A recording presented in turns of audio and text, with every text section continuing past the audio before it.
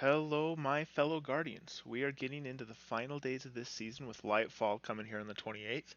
Bungie has given us an incredible opportunity here in the last few days of this season to grab any of these craftable weapons from the Helm that you may not have the pattern unlocked for just yet. I'm going to go through a few of my favorites, but this is by no means an exhaustive review of all of these weapons. So if there's any that you like or friends have told you to grab, feel free to snag as many of these weapons as you can before they disappear forever.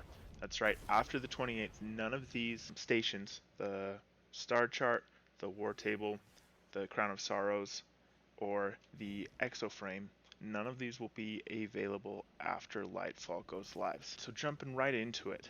First here at the exoframe that I love is the Ikelos SMG. My two favorite perks with this are Volt Shot and Feeding Frenzy. Makes this weapon absolutely incredible at ad clear.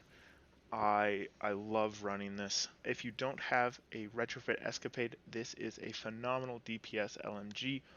If you throw on target lock, 4 times the charm, getting some of that ammo back with precision hits, absolutely amazing for DPS, especially if you're running high energy fire as one of your mods.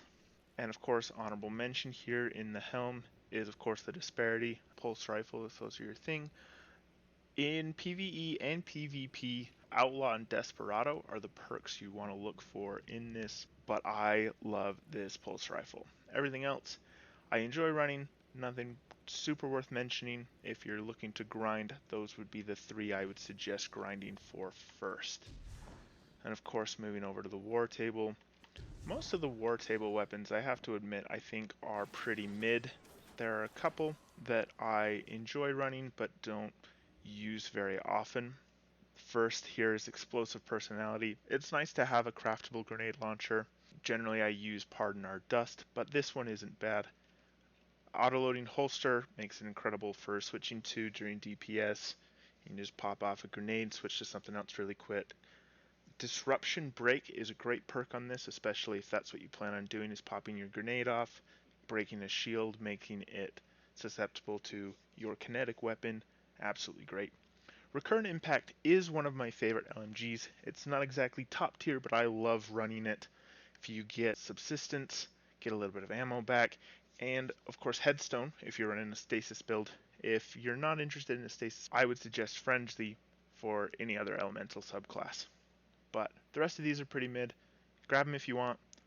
I haven't run these very often. Sweet Sorrow auto rifle, if you like auto rifles. I'm generally not a huge fan of them.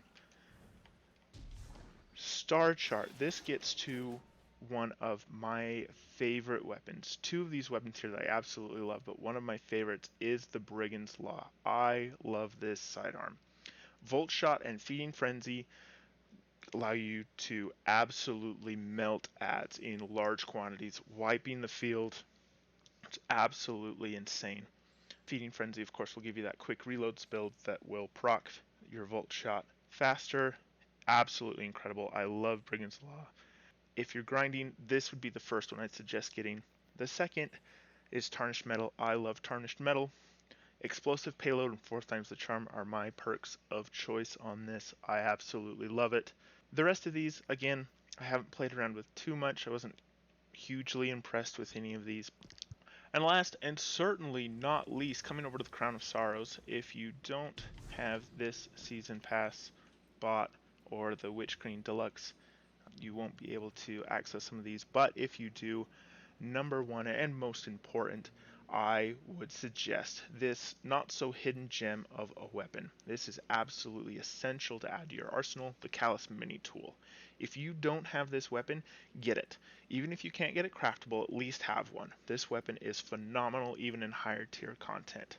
It is a light frame SMG, so allows you to move faster, making it great for PvP, and also absolutely shreds in PvE. I've taken this even into higher content. I love this weapon. I almost didn't grab it. Luckily, Cade, another member of the Antisocial Social Club, recommended this to me, and I haven't stopped using it.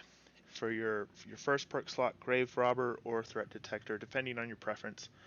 But if you're running solar build, you absolutely need Incandescent. If you're looking more for a PvP SMG, Then moving target, allowing you to aim down sights faster, move around even faster with this weapon, and of course feeding frenzy or tap the trigger depending on your preference. Second, and kind of honorable mention here, is Bump in the Night. Has a great potential for DPS if you're running a specific set of perks in a stasis build. Once again, all of these will be going away. If you don't have any of these craftable, I would suggest grabbing them now.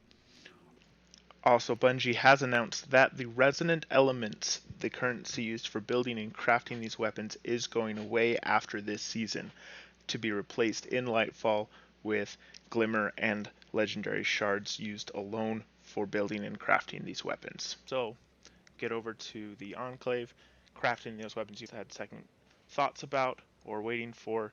Go ahead and spend all those resonant elements, and especially on these weapons that I have mentioned before. Run, don't walk to the Helm. Grab these. It's worth the grind. Some of the activities are a little grindy, but absolutely worth it in my opinion. If at any point you found the video today helpful, go ahead and drop a like, subscribe, help us grow our channel, and we'll keep you updated going into the new season.